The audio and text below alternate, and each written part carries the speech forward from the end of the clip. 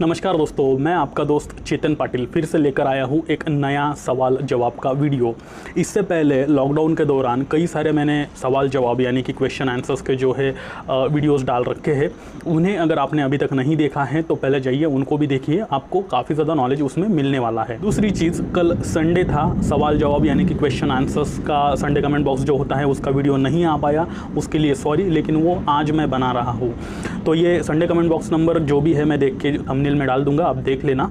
आइए बढ़ते हैं आज के पहले सवाल पे। और पहला सवाल जो किया है वो है रवि कनौजिया, और ये लिखते हैं, भाई टीवीएस फ्लेम क्या दोबारा आ सकती है और ये बंद क्यों कर दिया गया, प्लीज़ बताना। देखो, ये बंद क्यों कर दिया गया ये तो सिर्फ टीवीएस ही जाने, लेकिन ये गाड़ी भारत से बाहर, इंडिया से बाहर, जैसे बांग्लादेश है, भूटान है, ऐसे देशों में बेची जा रही है। भूटान में शायद पता नहीं, लेकिन बांग्लादेश में तो डेफिनेटली इसे बेचा जा रहा है। और भारत में ये कब आएगा या फिर नहीं आएगा, इसके बारे में अभी तक कोई ऑफिशियल इन्फॉर्मेशन नहीं है। बढ़ते हैं आगे। अगला सवाल है महेश वाले, इन्होंने मराठी में लिखा है, मैं मराठी में पढ़ लेता हूँ, आपको हिंदी में ट्रांसलेट कर दूंगा। और ये लिखते हैं, महेश जी लिखते हैं, सर नमस्कार, मी महेश आहे, मी मूळचा सोलापूरचा आहे, मला लॉकडाऊन झाल्यावर गाडी घ्यायची होती। माझ्याकडे सध्या होंडा शाईन आहे 2016 मॉडेल। ओके, मला शाईनचा व्हायब्रेशन खूप जास्त वाटते, मग मी आता नवीन गाडी घ्यायचा विचार करतोय। मला पर्सनली ही गाडी आवडली, पण जसे आपण म्हणतात की 5.4 हाईट पुढच्या व्यक्तीने ही गाडी वापरायला हरकत नाही। माझी 5.3 आहे, मला हीच गाडी घ्यायची आहे, पण मित्र म्हणतात की तुझ्या हाईटनुसार तू FZ घे। सर तुम्ही सांगा कुठली घेऊ, मी खूप कन्फ्यूज आहे। FZ घेतली तरी चांगली आहे आणि शाइन घेतली तरी चांगली आहे। महेश जी ने लिखा है, मैं हिंदी में बता रहा हूँ अभी, इन्होंने लिखा है कि उनके पास 2016 की जो शाइन है वो है 2016 का मॉडल। इनकी जो हाइट है 5.4 है और ये इनकी हाइट जो है 5.3 है। और जैसे मैंने मेरे पिछले वीडियो में कहा था, जो रियल लाइफ एक्सपीरियंस शाइन के ऊपर मैंने बना रखा है उसमें, कि अगर आपकी हाइट 5.4 है तो आप इसे चला सकते हो, 5.3 है तो थोड़ी सी दिक्कत होगी। तो वही उन्होंने पूछा है। और ये पूछते हैं कि मेरे को ये गाड़ी काफ़ी अच्छी लगती है जो शाइन है, और यही ये ख़रीदना चाहते हैं। कुछ जो इनके फ्रेंड हैं वो पूछ रहे हैं कि इनको बता रहे हैं कि आप FZ ले लो अगर आपकी हाइट 5.3 है तो ये कन्फ्यूज़ है इन दोनों गाड़ियों के बीच में। तो महेश जी देखो, ऐसा है कि आप FZ भी ले सकते हो, वहाँ पर भी 5.3 5.4 फीट के बंदे इस गाड़ी को चला सकते हो, कोई दिक्कत नहीं है। और शाइन को भी चला सकते हो। देखो 5.3 5.4 में इतना ज़्यादा फ़र्क नहीं है, थोड़ी सी दिक्कत आपको आएगी, लेकिन ऐसी बात नहीं है कि आप बिल्कुल भी नहीं चला पाओगे। रहा सवाल इन दोनों में से कौन सी ले, तो देखो ऐसा है कि ये दोनों ही काफ़ी स्मूथ गाड़ियाँ है। FZ ये थोड़ी हायर सेगमेंट में आ जाती है तो मैं उसे सजेस्ट नहीं करूँगा। 125 सीसी में बेस्ट है आपको, अगर आपका ज़्यादा रफ यूज़ नहीं है, ज़्यादा आप दौड़ाते नहीं हो गाड़ी, कॉर्नरिंग वगैरह ज़्यादा नहीं लेते हो, तो शाइन आप ले सकते हो। आपको ज़्यादा पावर चाहिए, ज़्यादा पिकअप चाहिए, माइलेज थोड़ा सा कम मिलेगा उसमें, तो आप FZ ले सकते हो। दोनों में से कोई भी एक ले सकते हो। इसके ऊपर पर्टिकुलर एक पूरा वीडियो बनाया जा सकता है इन दोनों के कंपैरिजन का। तो मेरे ख्याल से आप तब तक वेट कर लो, डेफिनेटली जल्द ही आपको उसके बारे में भी पूरी इन्फॉर्मेशन, जो अपना फंडा है रियल लाइफ एक्सपीरियंस वाला, वो यहाँ पर मिल जाएगा। तब तक के लिए वेट कर लो। अगर ख़रीदना है बहुत ही जल्दी में हो आप, लॉकडाउन वैसे ख़त्म होने के बाद ही आप खरीद सकते हो, तो आप शाइन की ओर जा सकते हो। 125, मैं SP की बात नहीं कर रहा हूँ, शाइन 125, प्राइस भी अच्छी है, माइलेज भी अच्छा है और FZ के मुकाबले, और आपके सारे पर्पज़ उस पर फुलफिल हो सकते हैं। बढ़ते हैं आगे। अगला सवाल है गीतेश मुथे, और ये लिखते हैं, जापानीज़ वर्सेस इंडियन बाइक कौन सा इंजन ज़्यादा रिफाइंड है, प्लीज़ आंसर इन सवाल जवाब। जी बिल्कुल, देखो ऐसा है कि इंडियन बाइक्स किसी मामले में कम नहीं है, क्योंकि इंडिया में जितनी जापानीज़ बाइक बेची जाती है उससे 4, 6, 8, 10 गुना ज़्यादा इंडियन बाइक बेची जाती है।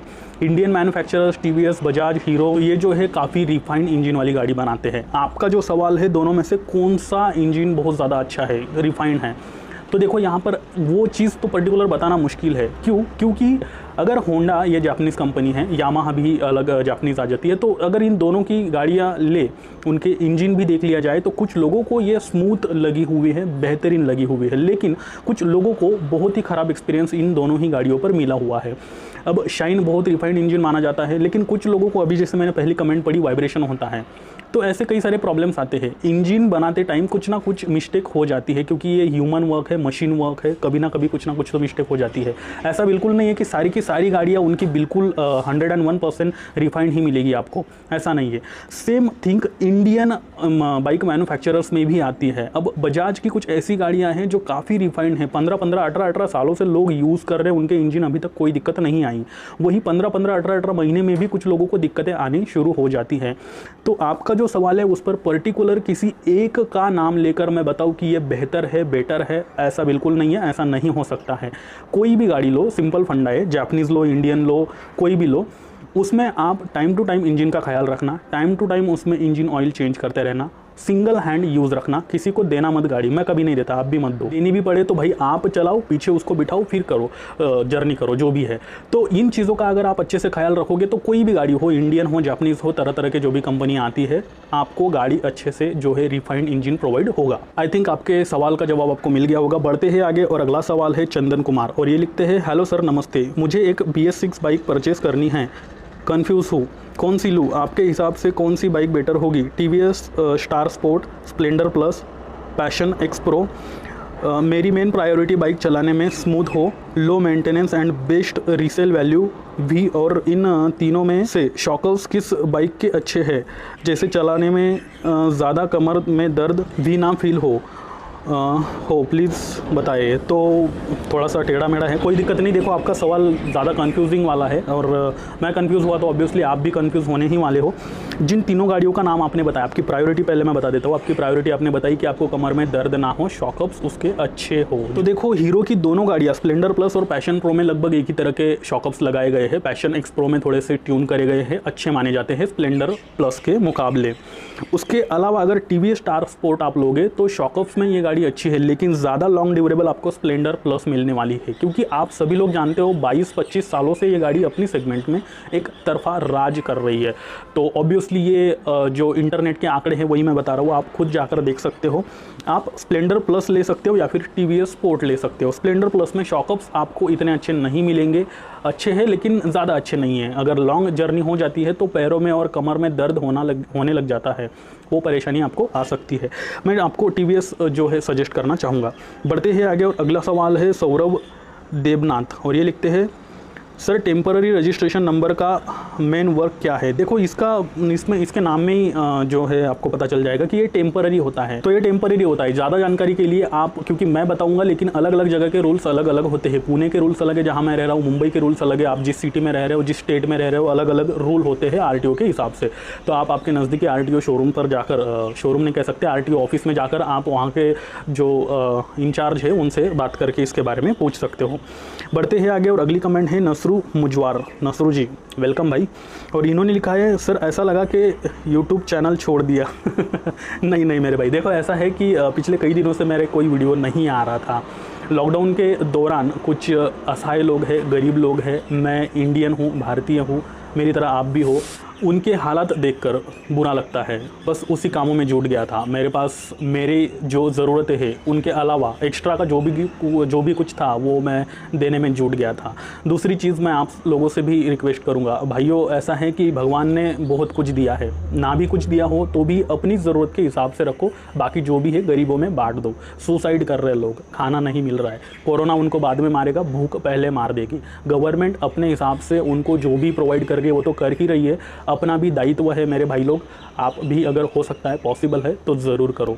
मैंने फेसबुक पे एक पोस्ट भी डाली है जिसमें हम लोगों ने मिलके, जो मेरी टीम है, लोगों ने मिलके खाना, अनाज वगैरह सारी चीज़ें बांटी है। जाइए जाकर वहाँ पर फ़ोटो में लाइक कर दीजिए, पैसे नहीं लगने उसके, थोड़ा सा मेरा भी उत्साह बढ़ जाएगा, थोड़ा सा मुझे भी मोटिवेशन मिलेगा और भी मैं लोगों को कुछ मदद कर पाऊँ तो।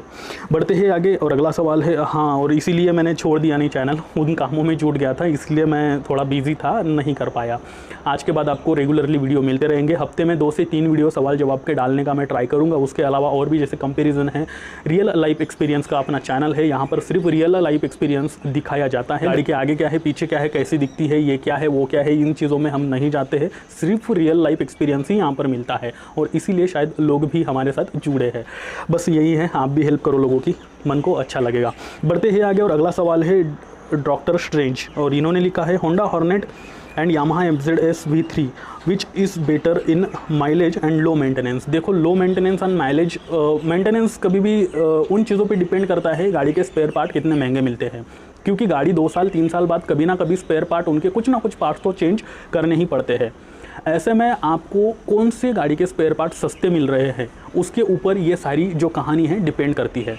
अब आपने 2 कंपनियां, होंडा और यामाहा, दोनों ही बाहर की कंपनियां हैं, विदेशी कंपनियां हैं। दोनों में खर्चा लगभग सिमिलर आता है, 19-20 का फ़र्क होगा।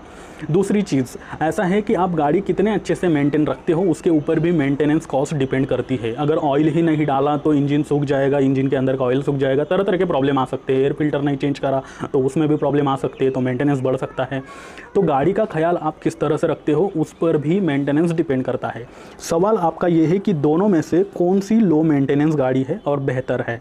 दोनों ही गाड़ियाँ बेहतर है, होंडा हॉर्नेट और यामाहा FZ V3 सारी चीज़ों में लगभग सिमिलर आता है, लेकिन कंपनियां अलग है तो उनके फीचर स्पेसिफिकेशंस और भी तरह तरह की चीज़ें होती है, वो अलग है। इसके ऊपर पर्टिकुलर एक कंपैरिजन वीडियो बनाया जा सकता है, रियल लाइफ एक्सपीरियंस का वीडियो, जैसे कि हमारा जिस चीज़ के लिए हमारा चैनल पहचाना जाता है। मैं ट्राई करूँगा कि इसके ऊपर आपको जल्द से जल्द एक वीडियो प्रोवाइड करूँ। शॉर्ट में मैं आपको आंसर देने का ट्राई करता हूँ कि आप होंडा की गाड़ी ले सकते हो, लेकिन उसमें भी टाइमिंग चेन का कुछ लोगों को प्रॉब्लम आ रहा है। उसमें भी जो चेन होती है जल्दी ड्राई हो जाती है, जल्दी लूज़ हो जाती है, तरह तरह के प्रॉब्लम उसमें आते हैं। लेकिन कुछ पॉजिटिव बातें भी है। FZS V3 में भी ऐसे प्रॉब्लम्स आते हैं, कम आते हैं। मेरे हिसाब से FZS V3 के मुकाबले हॉर्नेट थोड़ी सी अच्छी है। BS6 में अभी तक नहीं आई है, BS4 मिलती है तो ले डालो। अदरवाइज़ बेस्ट ऑप्शन आप जो है यामाहा FZS V3 ले सकते हो, जिसके इन दोनों के आप टेस्ट राइड ले लो पहले, कौन सी बटर मक्खन स्मूथ है, जो भी चीज़ें होती है तरह तरह की, उसके हिसाब से आप ले सकते हो। जल्द ही इसके ऊपर वीडियो मिल जाएगा आपको, डोंट वरी।